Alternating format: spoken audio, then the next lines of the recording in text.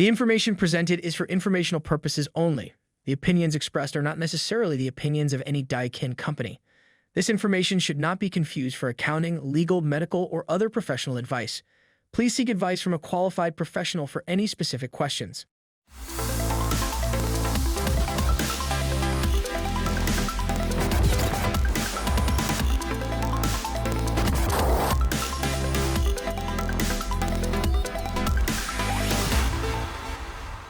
Welcome to the Accelerated HVAC Success Program. My name is Ben Middleton. I'm the National Sales Training Manager for the Goodman, Amana, and Daikin brands. Today, we are joined with Matthew Cantillon, Project Manager for Warranty at Daikin Comfort Technologies. Thank you so much for being here, Matthew.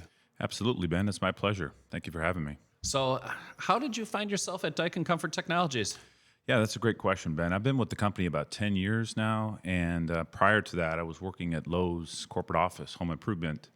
I was in outdoor power equipment, supply chain, and we started to have warranty issues, so they kind of started moving me into some of the warranty roles, and I really had an interest in that, and then ultimately decided to move to Texas to be closer to my wife's family and found myself at Daikin, so very happy here.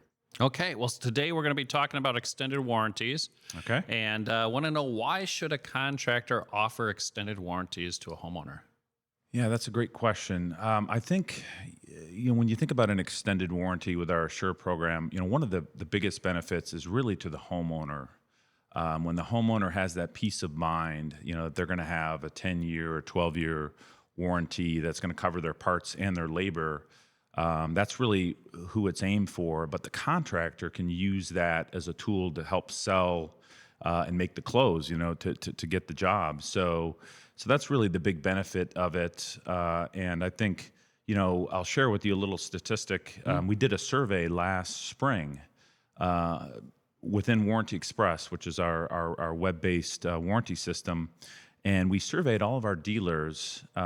We made sure that no distributors responded. And we basically asked them some basic questions. Like we asked them, are you currently selling extended warranty Assure plans? And for the dealers that answered no, we asked them, well, why aren't you? Is it because you're not interested in it? Is it because you think it's too expensive? Is it because you aren't aware of it?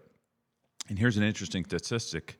Half of those dealers that said that they're not selling it responded the reason they don't sell it is they're not aware of the program, but then they followed up and said, but we're interested in it. So maybe this will be an opportunity for anyone that hears this who's interested to consider getting signed up, because it was eye-opening to see how many dealers weren't aware that we even offer it. Okay. It sounds like you guys have a brand new Assure extended warranty program coming out in September. Can you tell us a little bit about that? Yeah, absolutely. So September the 1st of 2023, we're revamping our Assure extended warranty program. We've had the same program for a little over probably 15 years now. And in that same survey that I mentioned, Ben, we kind of asked contractors, hey, what do you like about our extended warranty program? What do you not like about it? And the overwhelming response that they told us of what they didn't like is, hey, you guys aren't paying us enough per hour. Everybody wants more per hour.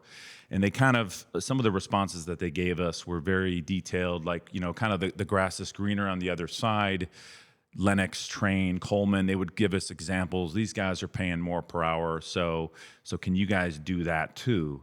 So this is kind of what the revamp is about. It's kind of giving the contractor what they want. We're changing the program entirely. We're going to go to like a 3-phase, what we call a tier program, tier 1, tier 2, and tier 3.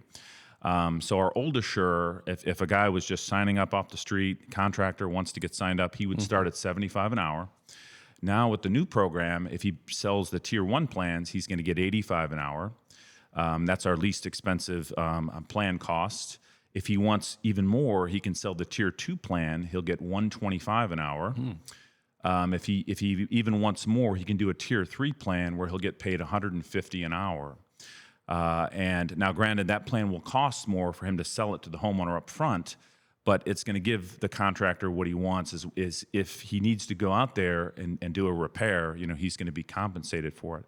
So that's part one of that. Part two is one of the other things they ask for is, hey, you guys aren't considering the fact that in some cases we got to drive 50 or more miles to go service a unit. can you guys reimburse us for mileage? So that was something that contractors asked for, and they cited examples of other programs that do that. So we're now going to give them, for every warranty repair that they do under Assure after 9/1, we're going to give them a $65 trip charge for going out there and servicing the unit. Now, the one caveat to that, Ben, is if they go out there and let's say, they rattle the unit, it powers on, there's no warranty claim done, they don't get the trip charge. So some of the customers have been kind of disappointed to hear that, but they understand. But if they go out there and they do a warranty, they're getting the $65. And if they go to 3 different homes on the same day and service those, they'll get that for every repair. And then the last change that we're making is in regards to refrigerant recovery. There's a lot of changes, as you know, going on with that, pricing and things like that. So we're bumping that up from $50 for refrigerant to $75, and then for recovery, if they're we're going from $50 to $75. So that's, for a compressor change out, that would be $150 we're giving them for refrigerant. Previously, they'd only get $100. And then for the benefit of the homeowner, all of these plans that we're now going to be selling, Ben, are going to be fully transferable as many times as they need to be. And the reason I share that is about 85% of the plans we sell today are non-transferable Assure plans. So the homeowner can transfer his plan to a new homeowner for just a one-time $75 fee. They go online, credit card, put the new name in, and we transfer that over, and they take on the remainder of the warranty. So we're really excited about it. We're kind of giving the customers what they want. Yeah, we're still going to have some people that are going to complain, but I think overall it's a big change, and I think it's going to make homeowners happier and definitely the contractors. That sounds great. Speaking about complaints, what is the number one complaint about warranty that you get from a contractor or a homeowner today? That's another good question. I would say, Ben, when we look at the calls that we take into homeowner support, probably the number one call that we get, especially like right now during the summer, the hot month, June, this heat wave that we've been in, is somebody calls in, they have a Goodman and a Manor or a Daikin system, and they go, oh man, I've got a lifetime warranty. I see it, they promote it, and then they look up their unit and realize it was never registered, and it's 6 years old, and then we have to tell them that their unit's out of warranty, or the contractor tells them that.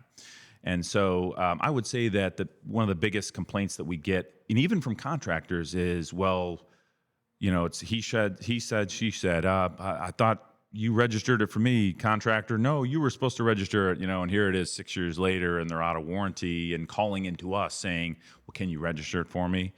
And so it's just that 60-day policy that we have where when a contractor installs equipment, somebody, whether it be the contractor or the homeowner, has to register that equipment online within 60 days to get their full warranty, unless they're in California or Quebec.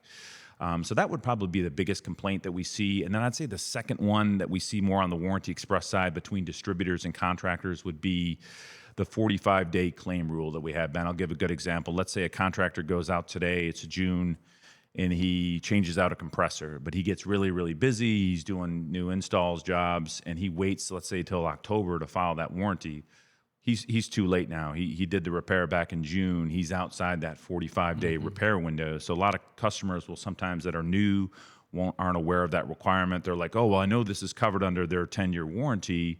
That's great, and so I can do that, and we do honor that, but they have to also make sure that they get it submit it online within 45 days, or get their distributor to do it for them and make sure that it's done. So I'd say those two things, the registration and the claim, the 45-day claim rule, those are probably the two biggest kind of complaints that we get. Sounds like to me almost best practice would be to have somebody within the organization kind of focus or be the point person for the warranties, and so stay on top of processing all of the warranty work that has been done, and then also if somebody's kind of staying on top of the registration, so that's done on behalf of the homeowner, probably is the best practice to alleviate some of those challenges. Absolutely, and I'll follow that up with, we do have some customers that are a lot of new construction, and they could have 200-300 serial numbers that they need to register. So that it's unrealistic for us to expect them to go and key in each of those serial numbers. For all the customers now, we've rolled out a batch upload process, so anybody can go to Goodman, Amana, or Daikin website, and they can actually click to create a template. It's an Excel form. They fill it out with all the serial numbers, the information, and they can upload it to our site, and we'll mass register all those units for them at once, which a lot of our builders will use, and we give them a report back to say how many are successfully done, how many aired out. So that's helped us a lot, because we did get to some complaints where some of the new construction, they would say, well, we promised this homeowner that, and they'd come back to us and say it was never done. The contractor said he was going to do it, or the lady at the office. So yes, the best practice is to make sure that somebody is taking ownership, not only of getting the claims in, but also making sure that the new installations are done. But ultimately, if you read the warranty certificates, the responsibility falls on the homeowner at the end of the day.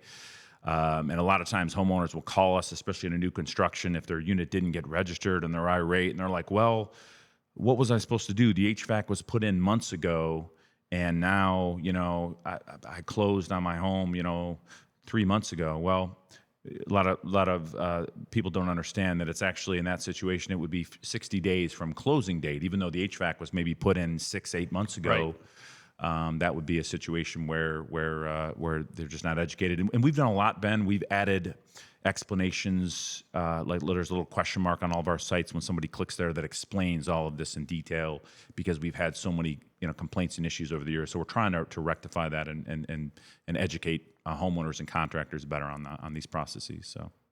Well, and it's funny you talk about that installation date and when things get registered. Sometimes equipment gets put in, but then the homeowner forgets when it was put in. Maybe the contractor doesn't have record. They weren't the contractor that did the install. What is the policy on a warranty that maybe hasn't been registered and they don't know the installation date? How do you rectify that for the period that it would be in warranty? Yeah, that's good. So I would say, Ben, what we do if somebody calls in, and again, we're going to search our database. If we don't find any record of a claim or anything in the system, and in some cases we might not even have a shipment date, depending on what channel that was sold through. Right, it could have been somebody bought it online. Right.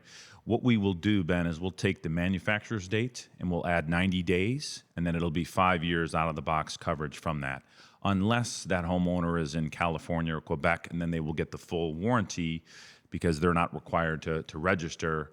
And if the unit has lifetime, they would get that in California and Quebec. But otherwise, it would be 5 year out of the box, and that applies for commercial, PTAC. Doesn't really matter what it is. That's the general rule that we use. So, like for example, January 1, 2019. If that was the manufacturer date, let's just say we would basically say, okay, the warranty would start April 1, 2019 and goes through April of 2024, 5 years, all parts coverage. So you talked about the importance of registering the equipment. Obviously, that is really important to make sure that the ownership does fall on the homeowner for that.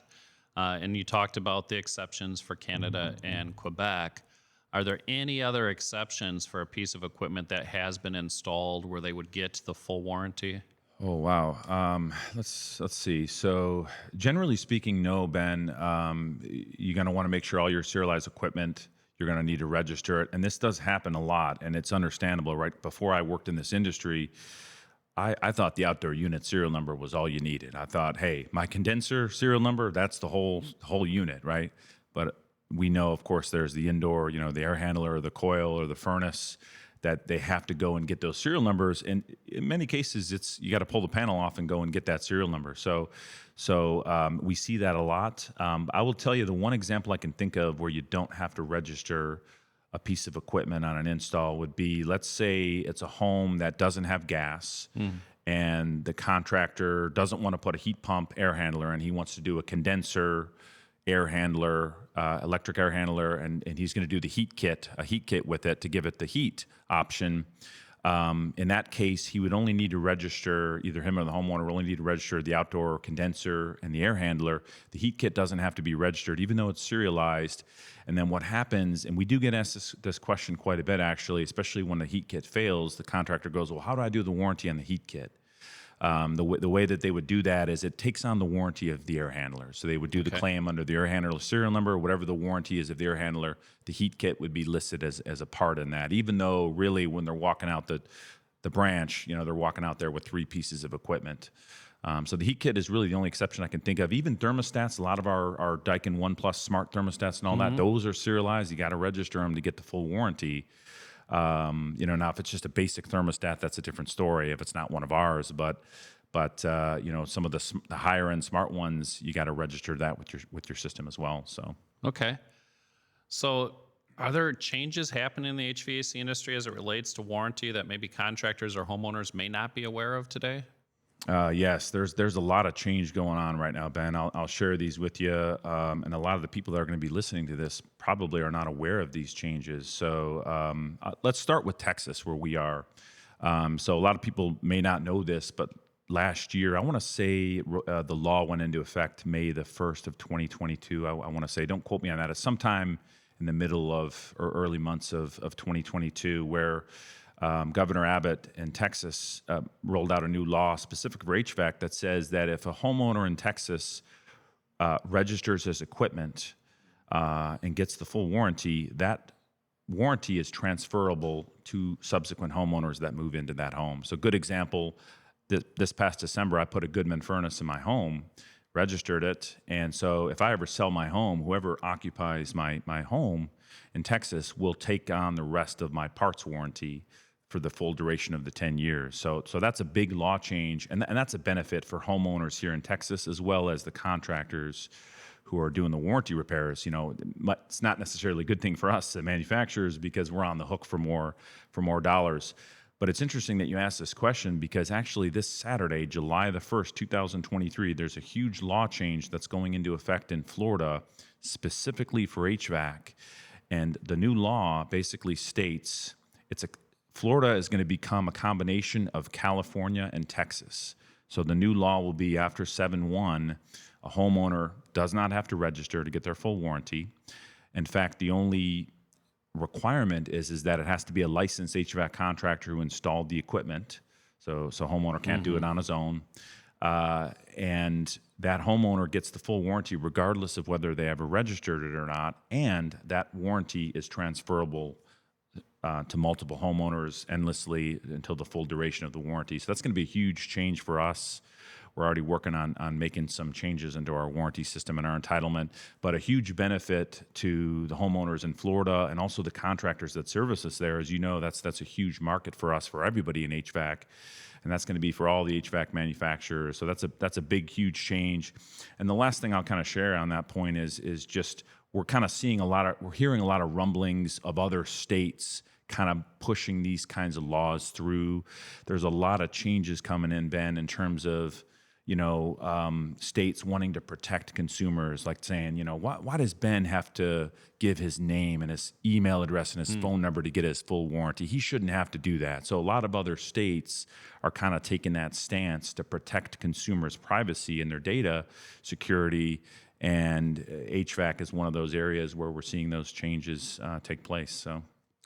So what sort of big projects that do you have in place right now that are going to benefit the contractor as it relates to Warranty Express? What are you doing to help them there? Yeah, it's a good question. So I'd say obviously the obvious one we talked about is we're working towards the 9/1 change. Right. I'd like to just touch on that just to say that one of the big challenges that we see with that, Ben, is a lot of the dealers who are already Assure customers are saying, "Hey, oh, I'm good. I love this. Can't wait for this new program to roll out." They actually have to sign a new dealer agreement because we've changed the way we pay hourly, everything I discussed with the trip charges and refrigerant and all that, and how we pay them hourly. So they have to sign a new agreement online. So make sure anybody listening to this out there, if you're a distributor or dealer, you're going to have to get with your branch. They're going to have to get you to electronically sign a new agreement. And in that process, we also validate their TIN requirements. So that's something that we've done, their tax ID number. We actually use a third-party service. We connect directly to the IRS, and we real-time check to see if their tax ID. So let's say if there's a company, Ben's HVAC, and we get Ben's. He's a corporation. He gives us his tax ID, his 9-digit tax ID number. we will check that through the IRS, and the IRS will give us a systematic thumbs up or thumbs down that it's a good match. Where we sometimes see issues is sometimes the DBA names can be different and wrong, and the distributor has to go and manipulate that or change it. Or if it's a sole proprietor, and let's say Ben Middleton, you're the sole owner or the only guy that runs your company, it might be your name and your social. But we encrypt that. So we've worked on that. That's been a big one that we just recently completed and rolled that out. And there's been some challenges with it. But I would say that the big project that we're kind of spearheading right now, Ben, is bigger than just warranty. We're working with other groups, with PAP support, with loyalty rebates, Daikin City, where one of the big complaints we get from our contractors, and you know this as well as I do working in this industry, you can have multiple logins and passwords to get to sites. So one of the things that we're trying to spearhead is to say, hey, customers got to log in for Warranty Express, Daikin City, PAP, Partner Link, rebates, loyalty, on and on, right?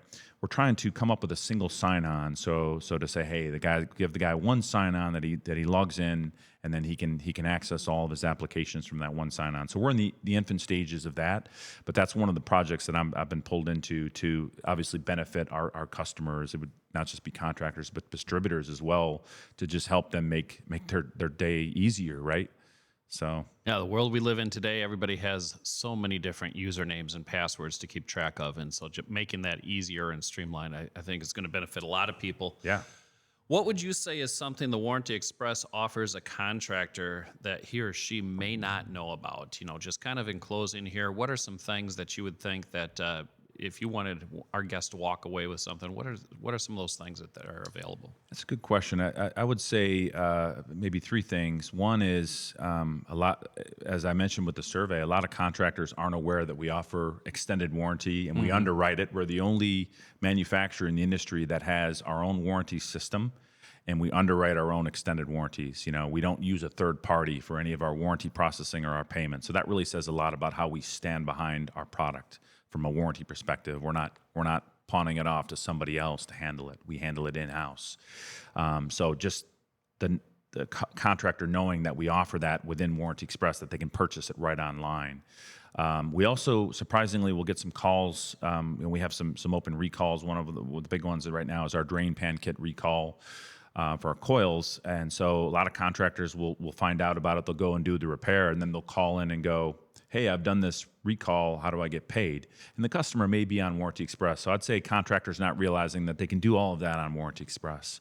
They can do their recall claims, they can do PTAC, VRV claims, ductless, anything as it relates to warranty. If they want to look up a warranty on any equipment, even if it's commercial or otherwise, or multifamily, they can do all of that on the Warranty Express website, including selling the Assure extended warranties when they get signed up. So I would just say creating awareness that how much we really offer on there, and I would say that would probably be the best way I can answer that. So okay. Well, thank you so much, Matthew. I really appreciate you coming here and spending some time with us. And, this is a very important topic for everybody, and we're looking forward to seeing you in future podcasts that we have. Oh, great. Okay, appreciate it. Thanks, Ben. Thank you.